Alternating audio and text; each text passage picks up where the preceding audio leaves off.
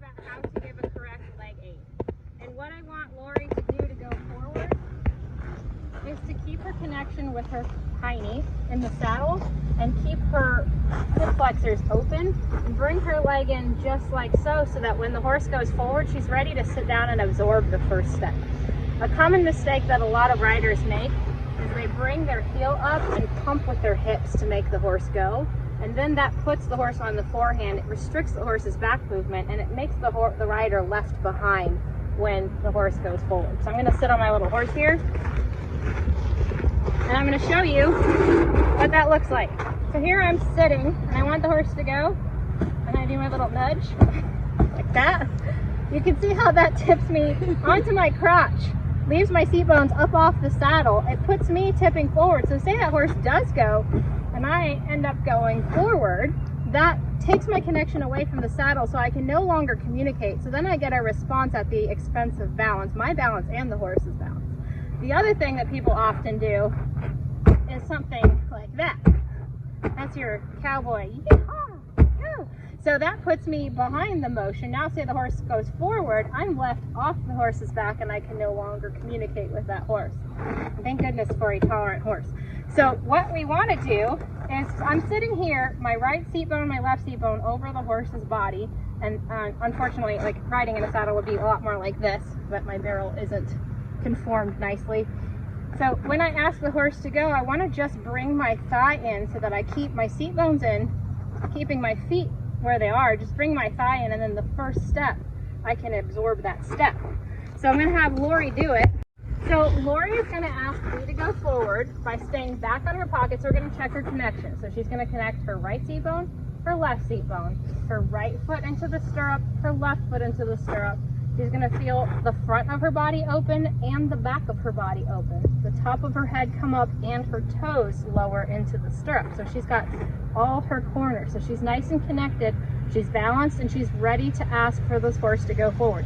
Every step that the horse moves, Lori needs to be able to receive. So we never want to ask the horse to move in such a way that Lori can't receive. For obvious reasons, nobody wants to fall off. But for two, we never want to ask the horse to move in such a way that we aren't prepared for. So Lori's going to have her fanny pack pointed toward these ears. When she asks the horse to go, she's just going to bring her thigh in like so. And then when she moves, you're going to sit down on the first step. So when you're ready, go ahead. Take a breath out, lower your weight, right seat bone, left seat bone, right foot. Bump, or do you just leave the pressure in? Nope, you're just bringing your thigh in like that. Both sides? So in that way, it doesn't ever bring your seat bone up off the saddle. Because if we scrunch up this leg, see how it brings your right seat bone up off her back and too much on the left? Mm-hmm. So you're going to bring in your thighs and then ask her to go. There we go. And then you sit down left, right, left, right. Beautiful. Now you can go for a little walk. Keeping your hands nice and level. And then find a nice plank over somewhere to ask her to stop, sitting right down on each step. Slow the right step, left, right, left, connecting back into your pockets of your jeans, right, left, take a breath out, right, left, right, settle down, down. Beautiful. Relax your hands. That way, each step you ride. We're going to ask her to go forward one more time. Connect into the back of your pockets. Bring your thighs in. So it's almost like you're bringing the horse in front of you forward. Your thighs connect. There we go. And sit down on the right front, left, right. Beautiful job. Okay, I think that's good.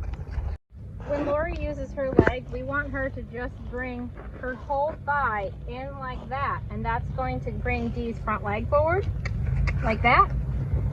A common mistake, several common mistakes, are bringing the leg up like that and grinding with the heel. And you can see that that brings Lori's seat bone up off the saddle and it tips her over to the left. The other thing we don't want to do is turn the leg out like that, because that closes off her hip. So the first step that Dee takes, Lori's not going to be able to follow that. So then she's going to be on top of Dee's back instead of down in her back moving with her. So we always want the rider's seat bones to be equal on both sides, and we want the rider to be moving as part of the horse instead of bouncing on top one side more than the other, or left behind or pitched forward. So if you think of Lori's pelvis like a fish bowl open on the top. We don't want it to tip forward. That's sitting like this because then the water spills out the front. We don't want it to tip to one side because then the water spills out that way, and we don't want it to tip backward because then the water spills out that way. And each of those mistakes cause the seat bones to be uneven, and that's going to block your horse's back. So a really common thing that happens with horses who are sticky and don't go is the rider kicks more, gets more off balance, blocks the horse's back more while the rider's blocking their own hips more, and that horse actually can't go the more you kick. That's why it's so important to have your leg nice and loose and relaxed. And often when I walk up next to riders and I try to put my hand under their knee, it is like, I'm like death grip under there because everything is so tense here. And Lori's got a really nice soft leg here. That's just, her toes are loose in her boot. Everything is hanging here really nicely. So when she goes to ask Dee to go forward, all she has to do is make a little contact with this, and then she's ready to go. I think that's good.